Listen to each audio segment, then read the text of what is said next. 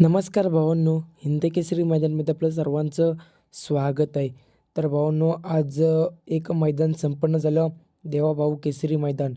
तर नक्कीच या मैदानामध्ये आपला सर्वांचा लाडका रुस्तम व द्वादशी हिंद केसरी बकासूर पळण्यासाठी आला होता.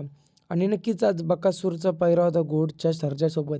आणि गट क्रमांक आपल्याला पळताना दिसलेला गट क्रमांक 16मध्ये. तर नक्कीच गटपात झाले होते आणि सेमीला गाडी 3 नंबर सेमीमध्ये लागली होती. आणि भाऊने एक चांगली लढत बघायला मिळाली आपल्याला. आणि शेवटच्या क्षणाला निकाल घेतला चित्र्याने. भाऊनं चित्र्या देखील टॉपचाच नंदी आहे, परंतु नक्कीच सेमीला काय झालं, नक्की बकासूरच्या आणि घोडसर्जाची हार कशामुळे झाली? कारण आज मैदानामध्ये सर्वात टॉपची गाडी बघायला गेलो तर तीच गाडी होती. आणि सर्वांची अपेक्षा होती की आज गाडी 1 नंबरात नाही तर फक्त गुलालामध्ये राहू. परंतु भावांनो, आपला बकासूर आज फायनलचा गुलाल नाही घेतला. तर याचं नक्की कारण काय?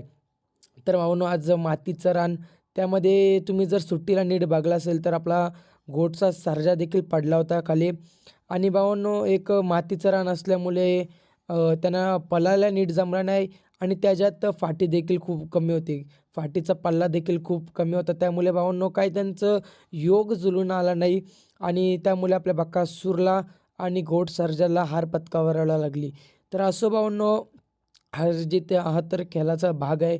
सर्वांना हार होतेच, सर्वांचे हार होते आणि सर्वांची जीत देखील होत असते. तसंच भावांनो, आज बकासूरची हार झाली आणि चित्र्याची जीत झाली. असो भावांनो, बैलगाडीचा